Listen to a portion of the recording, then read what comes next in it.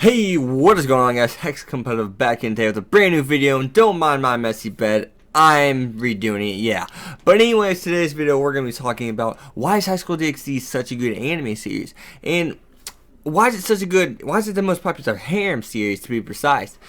Well, let's start off with some, simple stuff, like such as the animation itself. The animation of High School DxD is very, very, very appealing, but what harem series doesn't really have really good animation? Personally, I don't think High School DxD has the best animation in a harem series. I think the Gakushin Toshi Hysteric kind of wins that by far, and harem series do have good animation, I mind you. Now, another thing is the storyline. The thing with the storyline is it's usually just mostly enjoyable. There's not too much stuff you have to wrap your head around, but when it does have a plot twist and something absolutely nuts, its highs are very, very high. The highs are absolutely, they're high as mountains, really, whenever it has something interesting in a plot. Like whenever you find out God's dead, for example. Now, another thing would be the characters. And the characters are absolutely, they're so likable. The likability on all the characters in this anime, maybe outside of Ozzy, is probably the least likable. She's probably, let's be honest, I'm not bashing on her, but she's probably the least likable character out of all these characters, I'd probably say. And she's kind of one of those characters you feel like getting away. But other than that, and then once again, Ozzy's not a bad character by no means. I still enjoy seeing Ozzy, But it's the fact, like, a character like Azazel, an anti-hero, the guy that he's used to be on the bad side, technically, the fallen angels, then he technically joins the devils, but yet he's still a fallen angel. And that's a big plot twist in itself alone. Now, the anti-hero part of it is just simply that you don't know if you can trust him, but you always get that feeling like he really does actually care about these kids, but at the same time, he seems like he's in it for his own personal gains. Now, whether that's just obtaining knowledge about sacred gears, seeing how strong these kids could be, maybe it's just he wants to show everybody he's the best trainer in the world, something like that. For us anime watchers, we don't really know about that, but there's definitely something he's in it for himself in a way. And you always seem to question him, but at the same time, at the end of the day, at the end of a season, really, honestly, yeah, at the end of a season, the very last episode, these past two seasons, you can really tell him and Issa actually have a connection with one another. And it is really kind of like the real father and son relationship. I would just go as far as to say that they have a more father-son relationship than, well, Issei's parents, to be precise. I feel like Issei's parents really don't even care about him. Now, I'm done with that right there. The next one would be, the main character actually isn't the leader. I mean, Issei, he's kind of like, he's a follower, but he's definitely the strongest one in the group. So, strength doesn't determine who is a leader, though.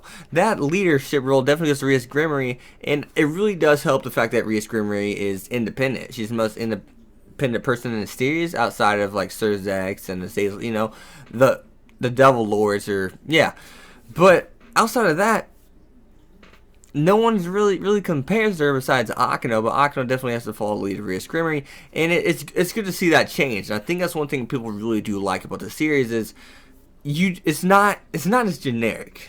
I'd say you have an outside source that is actually part of the main cast, and a lot of you guys may be like, well, I mean, in Fairy Tail, Master Makarov's a leader, yeah, but he's usually not with the main cast as much as you think. Besides the Tenryou Island arc, and he is really knocked out that arc, so he wasn't really the leader then, anyways. But when I go at the leader thing, is a main cast member that's always on screen, but is always leading the group. Now, one of the most important things about this anime is simply the enjoyability factor. Now, how many times does it make you laugh? How many times does it make you go, oh dang, I can't believe that just happened? How many times does it just make you blow your mind simply, and how many times do you catch yourself smiling?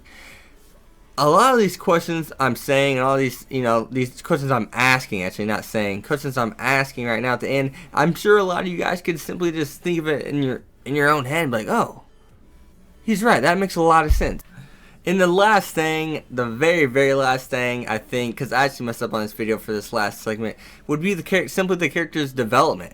I mean, the character development is absolutely phenomenal, especially for Issei Hyodo, and even as she is so independent herself, Rias Grimmery definitely has you know, in season 3, has her own major character development. She has to, this inner stuff. She has to be able to tell people how she feels, such as Issei and the romance factor, because such as a guy like Loki has exploited that. Literally almost killed all the kids, really, because they had to go save her, and they're in the dimensional gap, which is usually, you know, no return. Now, Akeno in season 3 also, you know, the Thunder Goddess. She's absolutely, we finally learned who she truly is and what she's really going through, and it's really the same thing for Konako. We find out who she is and what she's going through. We basically get to see their parents, so to speak. Konako's, it's her sister, I know. Calm down. It's her sister, but really, I mean, that's the only person that's ever been there for her. She doesn't even know her parents, from what we know. And so we can really get to see what the family matters are in this anime, and that's absolutely awesome. But that's all I got, guys. This video got messed up, so I had to insert this clip. We're just going to that. So, as always, guys, I really do hope you guys enjoyed the video. If you guys want to list more things down in the comments below, maybe you do want to list some dislikes, and I mean, maybe you do. But as always, guys, be sure to leave a comment, like, subscribe if you guys do enjoy my videos, and follow me on Twitter at Hex25. Peace.